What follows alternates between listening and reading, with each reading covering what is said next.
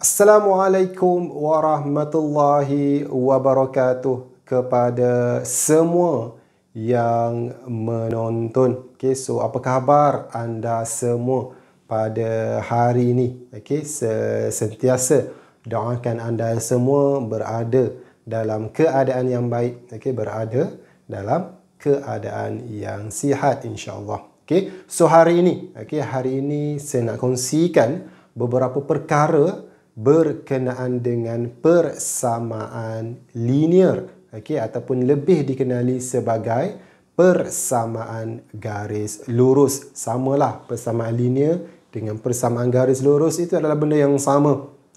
So hari ini saya cuba untuk kongsikan beberapa langkah untuk kita dapatkan persamaan garis lurus. Tetapi sebelum itu, apa kata anda semua yang menonton? Apa kata anda like dan juga anda kongsikan sesi kita pada hari ini kepada rakan-rakan anda yang lain. Dan juga apa kata anda berada di tempat duduk anda bersama dengan buku dan alat tulis supaya anda dapat catatkan sesuatu sepanjang apa yang saya nak kongsikan dengan anda semua pada hari ini. Boleh? So apabila anda jumpa soalan yang mana soalan minta anda carikan, soalan minta anda tentukan persamaan garis lurus. So apa langkah-langkah yang anda perlu lakukan? So first sekali, langkah pertama apabila anda jumpa soalan yang minta anda cari persamaan garis lurus, first sekali anda mesti terlintas di fikiran anda iaitu bentuk am ataupun bentuk umum bagi persamaan garis lurus, iaitu y sama dengan mx tambah c. So apabila soalan anda jumpa, anda baca soalan yang mana soalan itu minta anda cari ataupun tentukan ataupun dapatkan persamaan garis lurus AB ke PQ ke, tak kisah. Asalkan dia adalah garis lurus. So first kali anda mesti terlintas benda ni.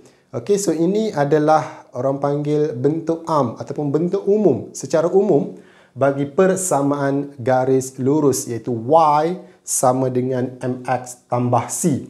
Nak tulis pun boleh, tak tulis pun boleh. Tetapi mesti fikir benda ni. Apabila jumpa sahaja soalan minta anda cari persamaan garis lurus, benda ni mesti terlintas di fikiran anda. Kalau tulis lagi bagus, kalau tak tulis tak mengapa. So kalau anda tengok kat sini ada 4 huruf. Ada Y, ada M, X dan juga C. Jadi untuk kita lengkapkan persamaan garis lurus ini, anda hanya perlu cari, anda hanya perlu tentukan dua benda sahaja, iaitu M dan juga C.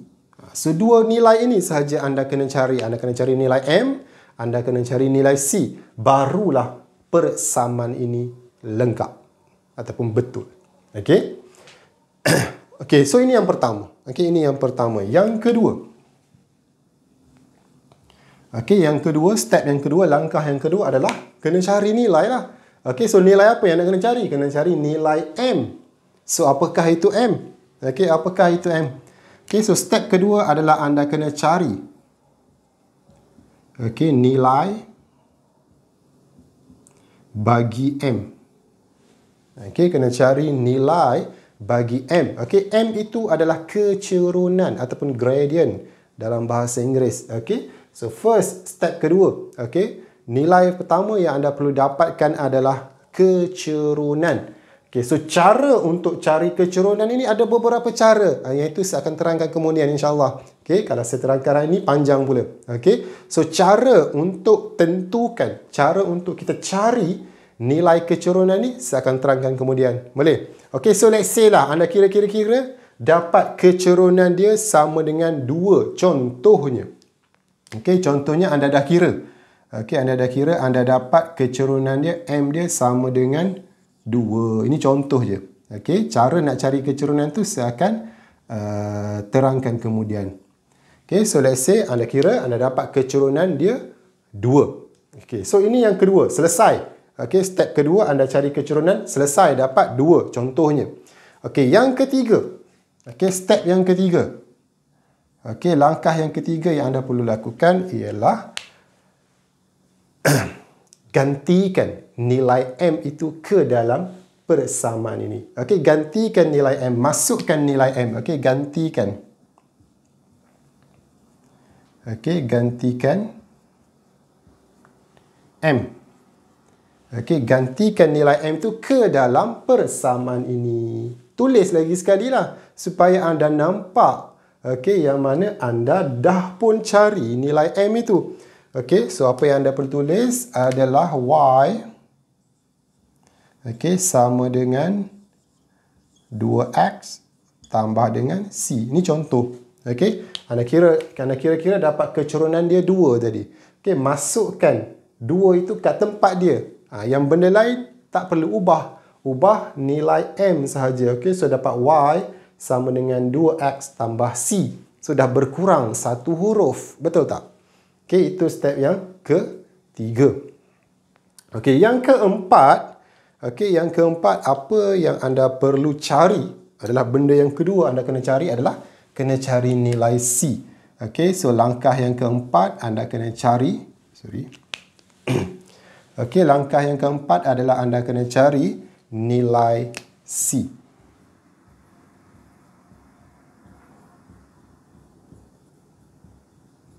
Okey, so apa itu C? Okey, apakah itu C? Okey, C itu dikenali sebagai pintasan Y ataupun Y-intercept. Okey, so step seterusnya adalah anda kena dapatkan nilai bagi C ini. So, macam mana nak cari nilai bagi C tu? Okey, macam mana kita nak cari nilai C? Okey, so nak cari nilai C anda perlukan satu koordinat. Okey, untuk dapatkan nilai C, anda perlukan satu koordinat dan kebiasaannya koordinat itu mesti diberikan, sudah pun diberikan oleh soalan. Jangan risau. Okey, koordinat itu sudah pun diberikan oleh soalan. Okey, jadi untuk cari C, untuk cari nilai C ni, apa yang anda perlu lakukan adalah anda kena gantikan koordinat.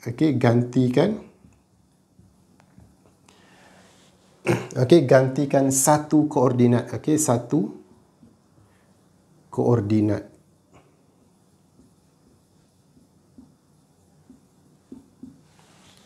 Dan syarat dia. Syarat koordinat tersebut. Syarat dia mesti berada pada garis yang dikehendaki tu. Jangan ambil kat tempat lain. Koordinat itu mesti berada di atas garis yang diminta oleh soalan. Contohnya, soalan kata cari persamaan garis AB. Contohnya. Jadi koordinat itu mesti berada di atas garis AB. Tak kisahlah dia berada kat hujung ke, dia berada kat tengah ke, dia berada kat mana-mana ke, tak kisah. Yang janji, asalkan koordinat tersebut mesti berada pada garis. Mesti berada di atas garis yang diminta. Bukan kat sebelah, bukan kat atas, bukan kat bawah. Dia mesti berada pada, terletak, mesti bersentuh dengan garis yang diminta itu. Boleh? Contohnya, sebagai contoh teruslah, nak bagi anda nampak. So let's say koordinat tersebut. Contohnya kita ada koordinat dia 1, 5. Contohnya kita ada koordinat 1, 5. Contohnya. So kalau anda tengok pada persamaan yang step ketiga ni, kita ada Y sama dengan 2X tambah C. Jadi untuk dapatkan nilai C ni, untuk dapatkan nilai C ni, nilai Y, huruf Y dengan huruf X ini kita kena gantikan dengan suatu nilai. Betul tak? So nilai itu nilai koordinat lah. Y dan juga X ni. Y dan juga X dalam persamaan garis lurus merujuk kepada koordinat. Dalam gambar rajah tersebut lah. So kita gantilah X dia sama dengan 1. Y dia gantikan 5. Contoh, ini contoh. So let's say kalau kita kira lah. Kalau kita kira, kita ada Okey, 5 sama dengan 2. Okey, X tu 1 tambah dengan C. Jadi untuk dapatkan nilai C, macam ni cara dia. Kan dah tak ada huruf Y, dah tak ada huruf X, tinggal C sahaja. Okey, so kalau kita susun atur balik persamaan ini, dapatlah cari nilai C tu. Okey, so kita nak pindahkan siapa? Kita nak cari C. Okey, so kita kena pindahkan benda ni lah. Jangan pindah 5 ke sini pula. Okey, ada setengah pelajar kan nak cari C, tapi dia pindah 5 datang berada dekat dengan C. Tak boleh dah macam tu. Kita nak cari C, jadi nombor yang orang kata yang mengganggu C ni, iaitu 2 dengan 1 ni, kena pindah ke sini. Boleh? Okey, so apa yang kita perlu buat adalah, okey, so yang ni 5 lah. Okey, sama dengan 2 darab 1, 2. Okey, tambah dengan C. Ni saya tunjuk satu persatu langkah dia. Okey, so kita nak cari C ni. Okey, 2 ni kita pindah sini. Okey, so 2 ni operasi dia tambah. Okey, operasi dia tambah positif. Okey, bukan tambah ni tau. Tambah ini milik C. Okey, tambah yang ini adalah milik C. Boleh?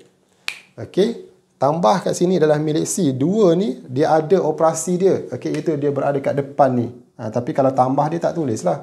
Okay, kalau dia negatif, dia ada tolak kat situ. Okay. So kalau dia tambah, dia ada tersembunyi dia kat situ. Okay. So kita pindahkan 2. Okay. So maka tinggallah C kat situ sorang-sorang dia. Okay. So kita pindah, dia akan jadi 5 tolak dengan 2 sama dengan C. Betul tak? Okay. So apabila kita dah tinggal C kat sini, so dapatlah nilai C. So C tu kita letak kat depan lah. Okay. So 5 tolak 2 sama dengan 3. Okey, 5 tolak 2 sama dengan 3. So, dapatlah nilai C bersamaan dengan 3. Ini contoh saja. Nanti soalan sebenar nanti lain lah pengiraan dia. Lain nilai dia lah. Nilai koordinat dia. Pengiraan dia sama. Kan, step pengiraan dia sama. Cuma nilai dia berubah lah. Mungkin positif, mungkin negatif. Bergantung kepada koordinat dan juga bergantung pada nilai kecerunan tersebut. Kecerunan boleh jadi positif. Kecerunan boleh jadi negatif ataupun pecahan, boleh semua. Okey, so apabila dah berjaya cari nilai C, okey, so step yang kelima. Okey, so step yang kelima apa dia? Okey, tulislah persamaan garis lurus yang lengkap, okey, bagi menjawab soalan. Okey, gantikan nilai M, gantikan nilai C kat tempat dia. Okey, so Y sama dengan 2X tambah 3. Boleh? So, selesailah. Okay? Untuk kita dapatkan persamaan garis lurus. Okay, so ini step dia. Okay, ikut saja daripada yang pertama sampai yang kelima ini, maka dapatlah okay, suatu persamaan garis lurus. Simple sahaja soalan dia. Okay? So, saya harap apa yang saya kongsikan kepada anda hari ini, anda faham. Okey, anda jelas dan silakan berkongsi dengan rakan-rakan anda yang lain. Sila ajarkan rakan-rakan anda yang lain supaya anda lebih ingat, lebih faham, lebih jelas okey, apa yang saya kongsikan pada hari ini. Okey, jadi saya rasa sekian saja untuk sesi kita pada hari ini. InsyaAllah kita akan berjumpa lagi dalam sesi yang akan datang. Assalamualaikum.